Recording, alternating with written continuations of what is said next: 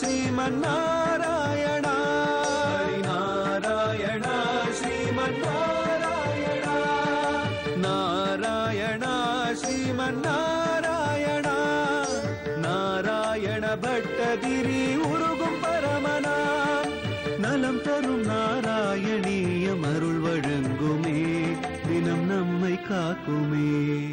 யோக பிரபாவாத் பவதஜ்ஞைவ நீதஸ்ததத்வம் முனினா பயோதிமோ பிருஷ்டோ முனா கல்பதி திருக்ஷுமே நமோ சப்தாகமஸ்வேதி வதல் நயாசீகே. நலம் தரும் நாராயணியத்துல குருவாயூரப்பனிடத்துல மத்ஸ்யாவதாரத்தினுடைய வைபவங்களை எல்லாம் சொல்லக்கூடிய உயர்ந்த அவதாரத்தினுடைய சிறப்ப பட்டத்திரி குருவாயூரப்பனிடத்துல ஆச்சரியமாக வர்ணிச்சிருக்கார். குருவாயூரப்பனும் வழக்கம் போல ஒவ்வொரு ஸ்லோகத்துக்கும் தலையசைச்சு கேட்கிறாராம். சத்தியவிரத மகாராஜா பாண்டிய தேசத்துல பகவான் குருவாயூரப்பன் மத்ஸ்யனாக அவதாரம் எடுத்து பல பரிணாமங்கள்ல இருந்து சங்கு சக்கராதிகளோட தன்னுடைய திவ்ய ரூபத்தை காட்ட தனக்கு உயர்ந்த உபதேசம் வேணும்னு பிரார்த்தனை பண்ணான். அப்ப சுவாமி சொன்னார், நீ 7 நாட்கள் என்னையே தியானம் பண்ணிட்டு இரு. இன்னிலேந்து 7வது நாள் உயர்ந்த ஒரு பிரளயமானது, பிரளயம்னா அந்த கல்பத்தினுடைய அழிவு உலகம் முழுக்க ஜலத்துல அப்படியே சூழ்ந்து இருக்கும். அந்த ஒரு சூழ்நிலையில நீ மாத்திரம் உயிரோட இருப்ப, மூலிகைகள்லாம் தயாரா வச்சுக்கோ. நான் உனக்கு பூமாதேவியையே படகா அனுப்புறேன். அந்த படகுல ஏறிண்டு எல்லா விதமான ஔஷதிகளையும் நீ ஏத்திண்டு கிளம்பலாம் அப்படின்னு சுவாமி உபதேசம் பண்ணிட்டு இருக்காருன்னு நாராயண பட்டத்திரி வர்ணிச்சுட்டு இருக்கார். இதே ஒரு பாவத்தை செவ்வை சூடுவார் தமிழ் பாகவதத்துல ஆச்சரியமா வர்ணிச்சார். மன்னவே 7 நாள் வைகில் மக்கடல் உன்னு 3 உலகமும் ஒளிப்ப ஓங்குமல் அன்னநாள் தோணி ஒன்று அடையும் அங்கதில் நின்னையும் உலகினில் நிறைந்த சிந்தனை. அந்த 7வது நாள் காத்துன்றுன்னு சொல்ல 7 நாள் குருவாயூரப்பா இந்த மகாராஜா தான் உயர்ந்த அந்த தியானத்தை அனுஷ்டிக்க 7வது நாள் சுவாமி சொன்னது எங்கேயாவது பொய்யாகுமா? சொன்னவன் குருவாயூரப்பன் அல்லவா? அதனால எங்க பார்த்தாலும் ஒரு புயல் காத்து வீச ஆரம்பிச்சது. ஒரே மழை. அந்த மழையில கடலெல்லாம் நகரத்துக்குள்ள புகுந்தது. பிரளய ஜலமா எல்லா இடத்திலையும் தத்தளிக்க ஆரம்பிச்சது. அப்ப இந்த சத்தியவிரத மகாராஜா மாத்திரம் தான் ஒரே சிந்தனையோட புயலுக்கோ மழைக்கோ காத்துக்கோ லட்சியம் பண்ணல, சுவாமியை தியானம் பண்ணிட்டு அதே பாவத்தோட இருக்கானாம். அந்த சந்தர்ப்பத்துல பூமாதேவிய பகவான் படகாக அனுப்புறார். பகவானே வாழ்க்கையில நம்ம கரையேற்றக்கூடிய ஒரு படகுத்தான். பிறவி பெருங்கடல் நீந்துவர் நீந்தார், இறைவன் அடிசேராதார்னு வள்ளுவர் சொல்வார். அவனுடைய திருவடி கமலத்தை நம்ம பிடிச்சுக்கணுமா? அப்ப பூமாதேவி படகா வரா. சுவாமி தேசிகன் தயாசதகத்துல ஆச்சரியமான ஒரு ஸ்லோகத்தை சொல்றார். அவர் பூமாதேவியை வர்ணிக்கும் போது திசி திசி கதிவித்பிர் தேசிகைர் நீயமான ஸ்திரதரமனுகம்பே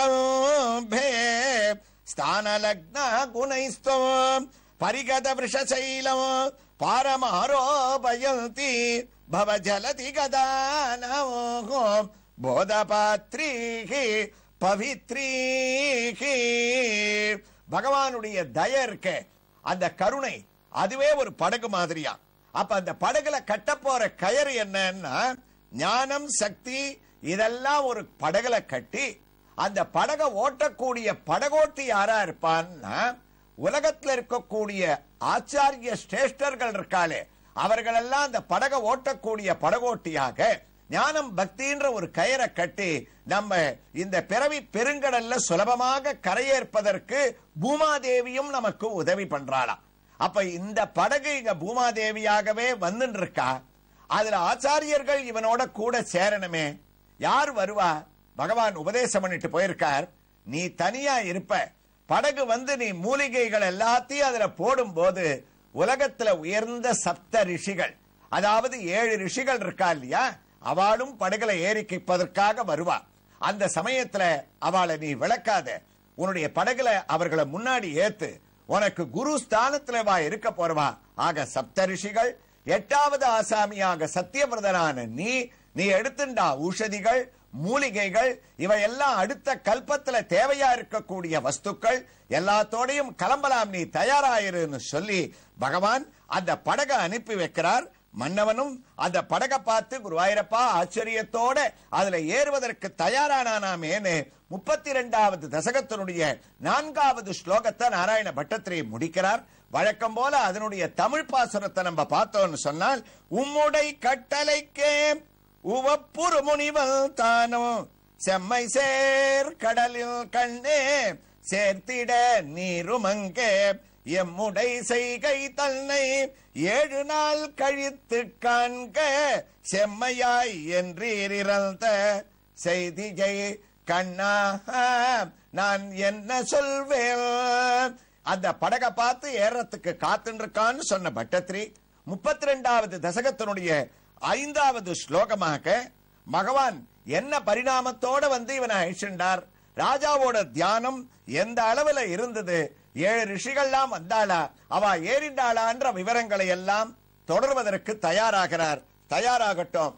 அதற்குள்ள நாம் இப்போது தரிசிக்க வேண்டிய ஒரு திருக்கோயிலுடைய திவ்ய தரிசனத்தை நம்ம அடைஞ்சிடலாம். திருக்கோயில் உங்களுக்கு கவனத்தில் இருக்கும். தமிழ்நாட்டில் காஞ்சிபுரத்திலிருந்து சுமார் 40 கிலோமீட்டர் தூரத்திலேயும் வந்தவாசி ஆரணியிலிருந்து சுமார் 7 கிலோமீட்டர் தூரத்திலேயும் அமைந்திருக்கக்கூடிய ஆதிகேசவ பெருமாள் கீழ்குவளவேடு என்ற ஒரு கிராமத்திலே கோயில் கொண்டிருக்கக்கூடிய சுவாமி, அந்த ஆதிகேசவர் ஸ்ரீதேவி பூதேவி சமேத அந்த உற்சவமூர்த்தியினுடைய ஒரு திவ்ய தரிசனத்தை ஏகாதசியாகிய இந்த உயர்ந்த நன்னாளிலே நாம் அடைவது நமக்கு சகல பாக்கியத்தையும் அளிக்க வல்லதாக அமைந்திருக்கின்றது. இதோ தரிசனத்தை அடைய நாம் துவங்கிவிட்டோம். ஆச்சரியமான ஒரு திருமேனி, நின்ற திருக்கோலம், கல் பதித்த பெரிய கிரீடத்தை சுவாமி அணிந்து கொண்டு சுந்தரத்திற்கும் சுந்தரமான திருமுகத்தோடு நமக்கு காட்சியை அளித்துக் கொண்டிருக்கின்றார். தாமரை போன்று ஆகா திறந்த நேத்திரங்கள், மந்தஸ்மிதமான ஒரு புன்னகை, வாக்கும் நயனமும் வாயும் முறுவலும் மூக்குமிருந்தவா காணீரே என்ற எம்பெருமானுடைய நாசியையும் நாம் தரிசித்துக் கொள்ளுகின்றோம்.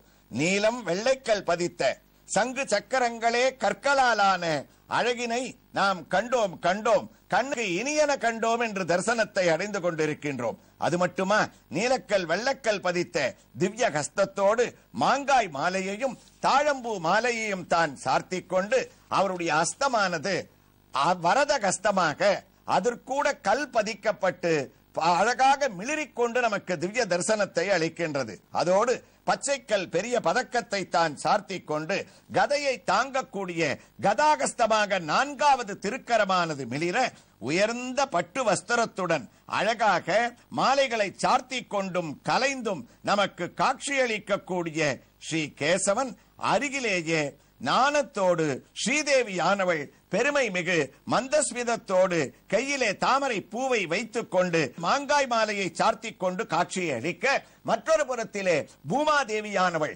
யார் இப்போது படகாக சத்தியவர்தனுக்கு வந்து கொண்டிருக்கின்றாளோ அந்த பூமாதேவியானவள் நின்ற திருக்கோலத்திலே கல்பதித்த கிரீடத்தை தான் சார்த்திக் கொண்டு சாந்தமான பூமிக்கே உரிய திருமுகத்தோடு புன்சிறப்பு தவழ அழகாக கையிலே தாமரை பூவோடு காட்சியளிக்கக்கூடிய ஸ்ரீதேவி பூதேவி சமேத ஆதிகேசவ பெருமாள் பிராச்சீன விக்கிரகம் அவருடைய திருவடி தரிசனத்தோடு ஆரத்தியையும் நாம் சேவித்து இதே பாவத்தோடு இங்கு எழுந்தருளி இருக்கக்கூடிய ஆச்சாரிய சிரேஷ்டர்கள் சுவாமி தேசிகனுடைய திவ்ய தரிசனத்தை நாம் அடைந்து கொண்டிருக்கின்றோம்.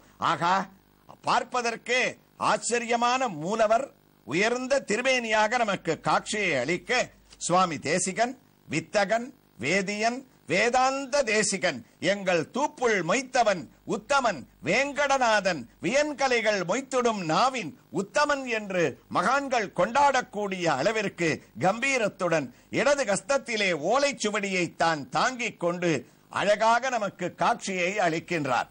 இதே பாவத்திலே சுவாமி தேசிகன் உற்சவமூர்த்தியாக என்ன ஆச்சரியமான ஒரு திருமேனி, பார்க்க பார்க்க பரவசப்படுத்தக்கூடிய கவிதார்க்கிக கேசரியாக நாம் நேரே தரிசித்து இருந்தால் கூட இவ்வாறு சேவை நமக்கு கிடைத்திருக்கின்றோமோ என்ற ஒரு ஆச்சரியத்தோடு நாம் உற்சவமூர்த்தியை தரிசித்துக் கொள்கின்றோம். பெரிய திருக்காதுகள், நீண்ட நாசி, திறந்த கண்கள், சின்முத்திரை, அழகான ஹஸ்தம், மற்றொரு திருக்கையிலே ஓலைச்சுவடி, இதோடு அமர்ந்த திருக்கோலத்தோடு காட்சியளிக்கக்கூடிய இந்த ஆச்சாரிய வள்ளலுக்கு அருகிலேயே மற்றொரு ஆச்சாரிய சிரேஷ்டர் சரித்திரத்திலே படகிலே ஆச்சாரியர்களை ஏற்றிக்கொண்டு கிளம்புவதற்கு சத்தியவர்தன் தயாராகி கொண்டிருக்கின்றான்.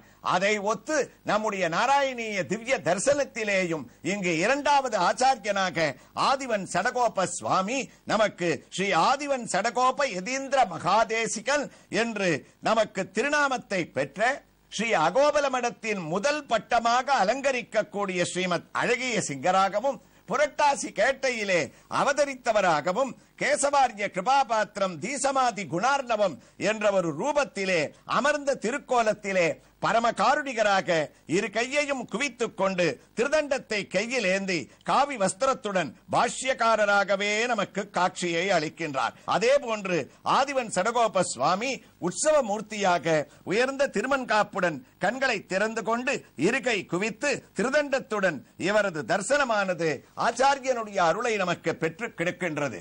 இந்த ஆச்சாரியனுடைய திவ்ய தரிசனம் அவர்களுடைய திவ்ய ஹாரத்தியோடு நாம் அவர்களுடைய அனுகிரகத்தை பெற்றுக்கொண்டு குருவாயூருக்கு 32வது தசகத்தின் 5வது ஸ்லோகத்தை நாராயண பட்டத்திரி எவ்வாறு துவங்குகின்றார் என்பதை சிரவணம் செய்வதற்காக இதோ குருவாயூருக்கு வந்துவிட்டோம். பட்டத்திரியும் குதூகலத்துடன் ஆரம்பித்து விட்டார்.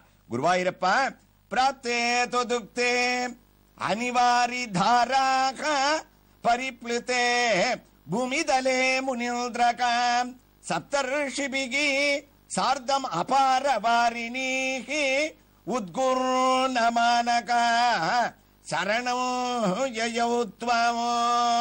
குருவாயூரப்பா, உத்தமமாக சத்தியவிரத மகாராஜா 7 நாட்கள் உன்னை தியானம் பண்ணிட்டே இருந்தான். அப்ப அந்த கடல் பொங்கி அந்த படகும் வந்தது. அதுல ஏறுவதற்கு அவன் தயாராகும் போது சப்த ரிஷிகள் வந்து அவனை சூழ்ந்துண்டா. அந்த 7 ரிஷிகளையும் முதல்ல அவன் பயபக்தியோட ஆச்சாரிய சிரேஷ்டர்களாச்சேன்னு இப்பத்தான நம்ம தரிசனத்தை அடைஞ்சோம். அதே ஒரு பாவத்தோட அவன் அவர்களையும் படகளை ஏத்தி தன் கையில் இருக்கக்கூடிய மூலிகைகளை எல்லாம் ஏத்தி ஔஷதிகளை எல்லாம் அந்த படகுல நிரப்பி அப்பவும் அந்த படகு நிக்கிறதான்னார் பட்டத்திரி. காத்துல அலக்கழிஞ்சுட்டு இருக்கான். குருவாயூரப்பா, அவனுடைய லீல இருக்கே, பூமாதேவியை தான் அனுப்பினேன். அந்த பூமாதேவி உலகத்திலே எத்தனை ஓட்டம் தனக்கு மேல இருந்தாலும் சமமாக இருக்கிறவள் படகாக வந்த போது ஆடாம இருக்கணும். இருந்தாலும் செவ்வை சூடுவார் சொன்னார். ஆயிடை அரசனோ அருளின் நாழியாம் மாயனை நினைந்தனர் வைகோ மேல் வயல் தூய மீன் உருவினல் சொன்ன வண்ணமே மேயது கடன் மழை விசும்பிற் பெய்யவே. அந்த மழை நிக்கவே இல்லை. படகை கட்டுப்படுத்த முடியாதபடி ஆடிண்டே இருக்கு. இருந்தாலும் மகாராஜா சளைக்கல. காரணம், குருவாயூரப்பா, உன்னுடைய பக்தன் இல்லையா, உன்னை தியானம் பண்ணி இருக்கான் இல்லையா, அவனுக்கு கலக்கம் வருமா? எந்த விதமான கலக்கமும் இல்லாமல் அவன் ஏறச்சே இருக்கக்கூடிய ரிஷிகள் கேசவனை நீ தியானம் பண்ணிட்டு படகுல ஏறு, நமக்கு குறை வராது. நாராயணியத்துல ஆதிகேசவ பெருமாளுடைய தரிசனத்தை நம்ம அடுத்த பகுதியில் அடைய இருக்கோம். ஆனா அதே தியானத்தோட நீ படகுல ஏறுன்னு இவர்கள் உபதேசம் பண்ண மகாராஜா ஏறான்னு இந்த ஸ்லோகத்தை தொடர்கிறார் நாராயண பட்டத்திரி. எவ்வாறு தொடர்கிறார் என்ற ஒரு வைபவங்களை கீழ்கொவளவேடு கிராமத்தில் கோயில் கொண்டிருக்கக்கூடிய ஆதிகேசவ பெருமான் ஸ்ரீதேவி பூதேவி சமேத மூலமூர்த்தியின் திவ்ய தரிசனத்தோடு நாராயணியத்தின் அடுத்த பகுதியிலே தொடர்ந்து கேட்கலாம். ஸ்ரீ கிருஷ்ணாய துப்யம் நமகா. நாராயணா ஸ்ரீமன் நாராயண